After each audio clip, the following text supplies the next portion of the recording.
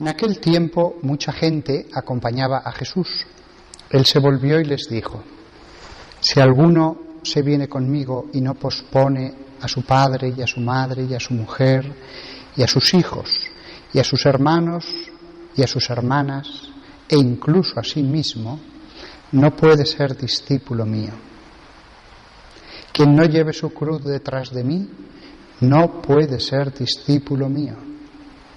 Así, ¿quién de vosotros, si quiere construir una torre, no se sienta primero a calcular los gastos, a ver si tiene para terminarla? No sea que si echa los cimientos y no puede acabarla, se pongan a burlarse de él los que miran, diciendo: este hombre empezó a construir y no ha sido capaz de acabar. ¿O qué rey, si va a dar la batalla a otro rey, no se sienta primero a deliberar si con 10.000 hombres podrá salir al paso del que le ataca con 20.000? Y si no, cuando el otro está todavía lejos, envía legados para pedir condiciones de paz.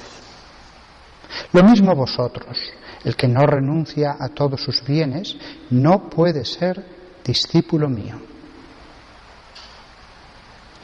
Palabra del Señor. Jesús ha hecho una afirmación que es sorprendente y que requiere explicación, porque seguro que él mismo, cuando dijo esas palabras, los discípulos, los apóstoles, después le pidieron: por favor, explícanos un poco más tus palabras. Lucas 14, 26. Literalmente, en griego dice esto: si alguno viene hacia mí y no odia a su padre y a la madre y a la esposa y a los hijos y a los hermanos y a las hermanas y también a su vida, no es capaz de ser mi discípulo. Fijaos que la primera parte nos da humildad, ir hacia Jesús. Si alguno viene hacia mí. De verdad que incluso para mí, que soy sacerdote, esto ya a mí me conforma. Ir hacia Jesús. El camino, yo soy el camino. El caminar hacia Él. No pretendo el tenerlo ya conmigo, a mi lado. Me conformo con ir hacia Él. Es la posición más humilde. Jesús como camino. Pero qué lejos podemos a veces estar sin darnos cuenta. Eso me recuerda a la conversación entre dos grandes teólogos. Si no recuerdo mal, uno era Karl Rahner y el otro era Hans Urs von Balthasar, dos de los grandes teólogos del siglo XX, quizás los más grandes. Y en una conversación que tuvieron, perdonadme la literalidad porque cito de memoria, estaban hablando ya los dos como amigos y hablaban de cuando al final se presentaran ante Dios, y le decía von Balthasar: bueno, al menos le diríamos al Señor que tenemos fe en Él, como diciendo, ni siquiera sabemos si nuestra petición de perdón es suficiente.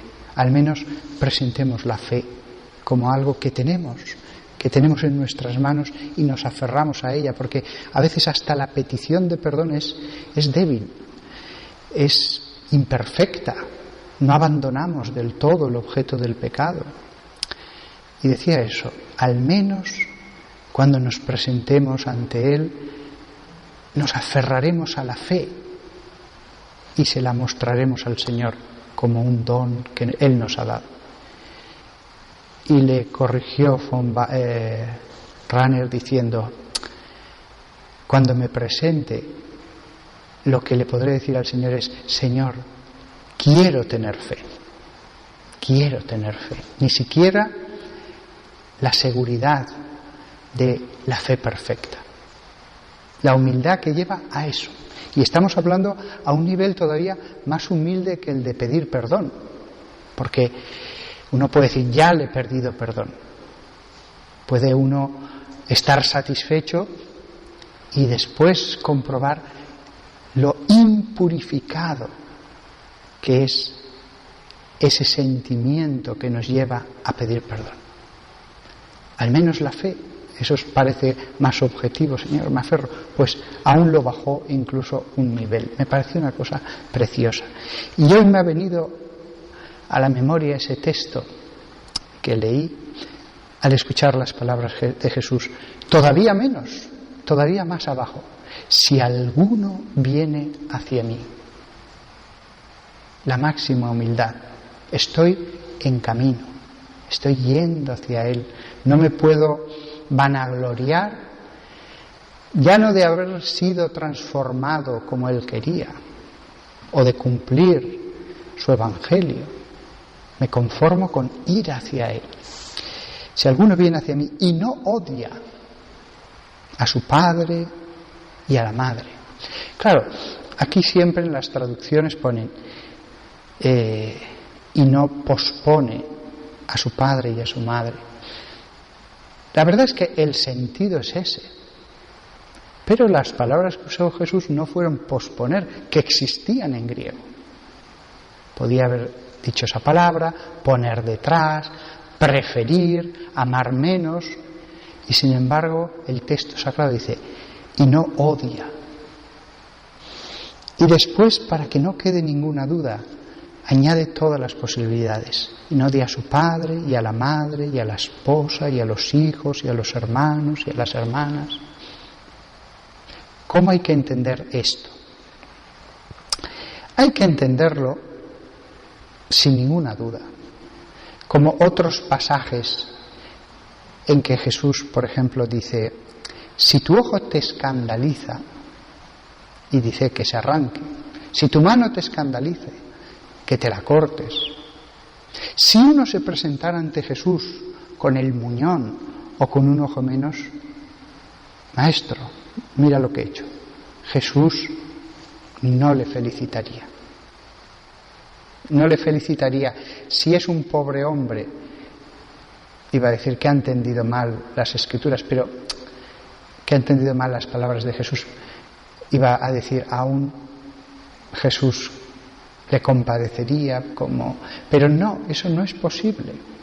No es posible porque las palabras de Jesús, incluso en esa época, había que entenderlas según las explicaciones que él mismo daba, que todavía estaba sobre la tierra, y lo que los maestros le dijeran. Si uno va a hacerlo y le pregunta a Tomás, a Mateo, entonces, ¿es mejor que me corte la mano? Le hubieran dicho, no. Nosotros no entendemos muchas cosas de Jesús, pero no te cortes la mano. Hay que entender las cosas como finalmente las ha transmitido la Iglesia, porque así las entendía la comunidad de los discípulos de Jesús. Aquí fijaos cómo estamos viendo que grandes son las Escrituras, pero las Escrituras, para su perfecto entendimiento, requieren una iglesia. La interpretación de cómo había que entender tantos pasajes en los que hay bifurcaciones, y a veces 3 caminos, y a veces hasta más, es la iglesia. Fuera de la iglesia, con toda razón, unos evangélicos dicen una cosa, otros evangélicos dicen otra, los testigos de Jehová otra más, los presbiterianos otra más. La tradición resulta esencial, es como una nube que rodea las Escrituras. Sin tradición no hay unidad. Entonces este texto siempre se ha interpretado como el otro de si tu ojo te escandaliza. Lo que hay que captar es el mensaje profundo. En este caso, La absoluta literalidad no era la intención de Jesús. Fijaos la vanagloria que pueden hacer de uno, decir, ¿cuál era el pensamiento de Jesús? Pues sí, seguro que no era arrancarse materialmente el ojo. Hablaba del ojo espiritual, porque no es el ojo material el que peca, él se limita a ver. Hablaba de la mano espiritual, el alma que quiere apoderarse de eso, sí que hay que cortarlo. Otro pasaje, por ejemplo, cuando dice, he venido a traer fuego al mundo. Todos entendieron que no era un fuego material, sino el fuego del amor a Dios. Cuando dice en otro lugar, ¿pensáis que he venido a traer la paz? No la paz, sino la guerra. Lo mismo. Todo el mundo entendió a qué se refería. Cuando aquí dice, si alguno viene hacia mí y no odia a su padre y a la madre, en el fondo lo que quiere decir es, hay que amar a Dios por encima de todas las cosas. Y si se oponen a ese amor y no te dejan ir a misa, y no te dejan orar en la iglesia, y no te dejan tener un tiempo para Dios, a la porra con esos familiares. Ya, pero es que son mis padres, honrarás a tu padre y a tu madre. A la porra. Que se vayan a la porra. Ese es el sentido de lo que quiso decir Jesús. No literalmente el odio, sino que nada se puede anteponer al amor a Dios. Y es muy pertinente que Jesús dijera esto, porque yo como sacerdote, la cantidad de veces que me he encontrado como Dios ha enviado una gracia al alma de una persona y la persona siente el deseo, por ejemplo, de ir a misa todos los días, o siente el deseo de estarse en la iglesia media hora orando, cosas por el estilo. Y de pronto el marido, o si es la esposa, si es el esposo o la esposa, de pronto empiezan a armar una verdadera guerra. Estás desatendiendo las cosas, es que cada vez te veo menos en casa, es que has entrado en una secta, es que te has vuelto una fanática. Entonces muchas de estas personas a veces me han preguntado, padre, quizás no debería ir todos los días para tener paz en casa. La respuesta de Jesús es, a la porra al marido, a la porra. Amarás a Dios sobre todas las cosas. Soy yo el que te ha dicho, ve a misa. Y si el marido refunfuña, que refunfuñe. Y si se llena de odio, que se llene de odio. Y si te abandona por esto, que te abandone. Hace poquísimos días hablé con una chica que todavía es joven, su marido, sin embargo, es un pagano, aunque esté bautizado y haya recibido todos los sacramentos, es un pagano. Y cuando su mujer se volvió más religiosa, le armó unos bochinches en casa tremendos. Y al final le dijo que le iba a dejar. Y al final, en su magnanimidad, hace pocos días, le dijo, vamos a hablar. Pero si volvemos a estar juntos, tienes que cambiar. Ella me preguntó y yo le dije, mira, si él te ama, tú tienes que decirle, yo soy así. Si tú me amas como soy. Y si no me amas como soy, yo no te fuerzo a que te quedes conmigo. La puerta está abierta. Al final el marido, que lo conozco, y la verdad es que era insufrible. La mujer tenía todas las características del buen carácter y el marido todas las del pésimo carácter, exigente, egoísta, todo, lo tenía todo. Pues le dijo que se marchaba. Pues amarás a Dios sobre todas las cosas. Este es el sentido de los versículos que hemos leído. Nada se puede anteponer a Dios. El mismo Dios que dijo a través de San Juan, el que ama a Dios, que ama a su prójimo, nos dice, sí, pero si hay que escoger, no lo dudéis, no lo dudéis. Que se vaya el que quiera, pero soy yo el que os llama a veces a una vida más profunda de amor hacia mí. También Dios nos mueve al amor y a veces hay que elegir. A veces, tristemente, hay que elegir. Yo me acuerdo de otro, en este caso era la mujer la pagana y había recibido todos los sacramentos, y él el que había tenido una fuerte conversión. En un momento le dijo ella: ¿es que amas más a Dios que a mí? Pues, ¿qué se puede responder a eso? Te puedes callar para que no se enfade, o le puedes decir: pues sí, le amo más que a ti. Así que siempre el Señor ya nos ha solucionado siempre estas situaciones.